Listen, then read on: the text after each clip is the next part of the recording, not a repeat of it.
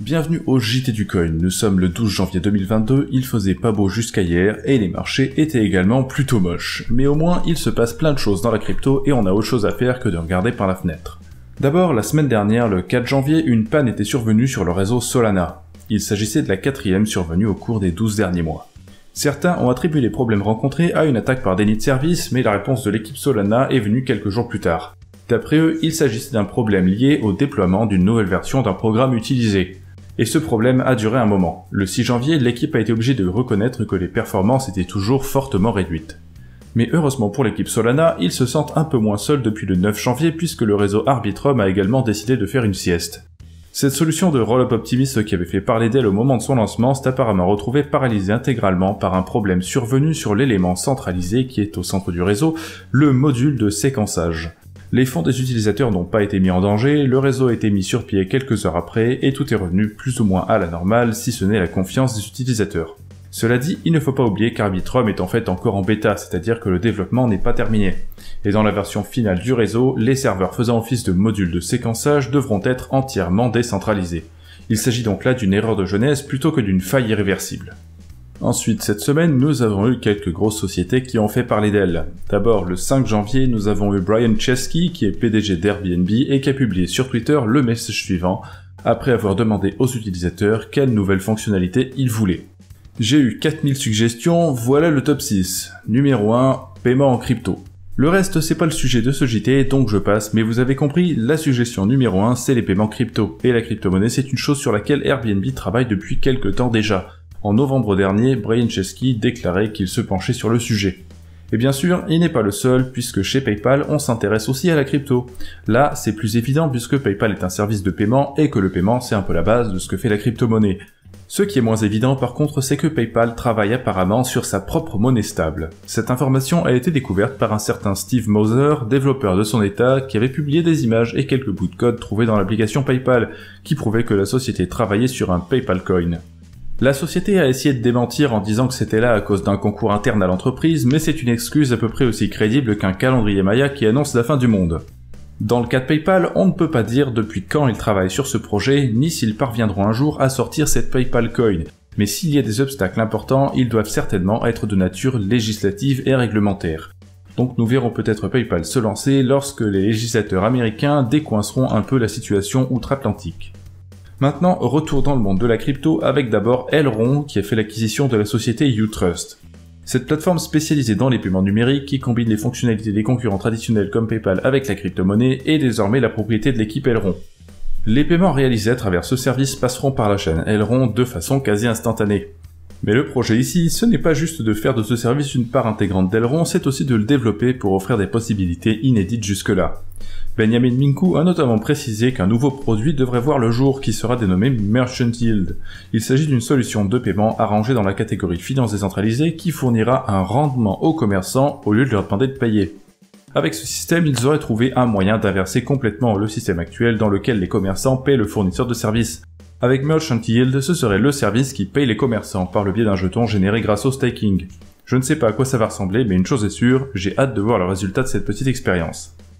Du côté de Binance, ensuite, les problèmes continuent. Cette fois-ci, il n'est pas question de la domiciliation de leur société mère, mais de l'implication malgré elle de la société Binance dans une arnaque à grande échelle. En effet, l'équivalent pakistanais du FBI a ordonné à Binance de leur fournir des informations portant sur un certain nombre d'utilisateurs. L'agence avait apparemment été contactée par un grand nombre de personnes le 20 décembre 2021 après qu'un réseau d'arnaqueurs ait plié bagage en laissant les victimes sur le carreau. Ce sont pas moins de 11 applications mobiles pakistanaises qui ont cessé de fonctionner ce jour-là après que leurs utilisateurs aient fait passer plus de 100 millions de dollars à travers Binance et en direction des arnaqueurs. La stratégie était simple, demander aux victimes d'aller sur Binance, d'acheter de la crypto et de faire des virements vers les adresses des arnaqueurs.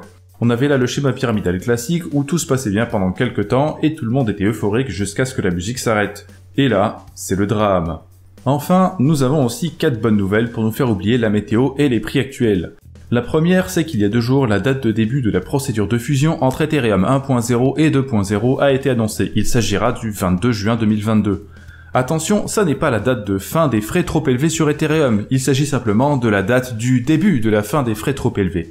En d'autres mots, ne l'oubliez pas, la fusion sera un processus qui prendra un certain temps. Et même si on sait désormais quand est-ce qu'elle va commencer, on ne sait pas encore quand elle finira. Ensuite, nous avons non pas une prédiction, mais bien un lancement qui a déjà eu lieu avec succès hier, et c'est celui de la chaîne Moonbeam, une parachaîne Polkadot sur laquelle j'avais déjà fait une vidéo il y a quelques temps. Si vous ne l'avez pas vue, je vous conseille vivement d'aller voir cette vidéo dès que vous aurez fini de visionner le JT du jour. Pour faire court, Moonbeam, c'est Ethereum, mais sur Polkadot, ce qui devrait vous satisfaire si vous êtes partisan du célèbre réseau de Gavin Wood. En parallèle, le jeton Glimmer, qui est la monnaie du réseau Moonbeam, a été listé à la fois par Binance et KuCoin.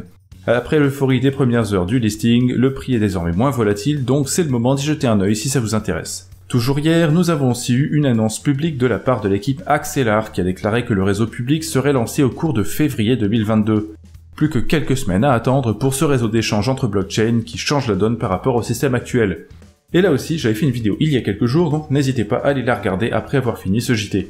Axelar est un réseau très intéressant qui remplacera peut-être un jour la majorité des systèmes actuels de ponts et de plateformes centralisées.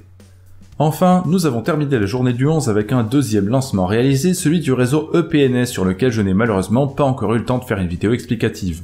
Je vais donc résumer l'idée en une phrase, il s'agit de fournir un service qui permet aux utilisateurs de réseaux crypto comme vous et moi d'être informés directement avec des notifications lorsqu'il se produit quelque chose sur l'une de vos adresses.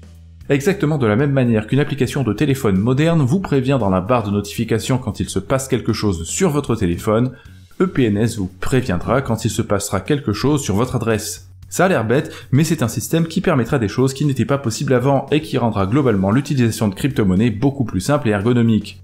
Et EPNS, malgré son nom actuel, n'est pas construit que pour l'Ethereum comme c'était le cas au départ, mais en fait pour n'importe quelle chaîne de première ou deuxième couche. Peut-être aurait-il dû changer de nom pour refléter ce changement d'objectif.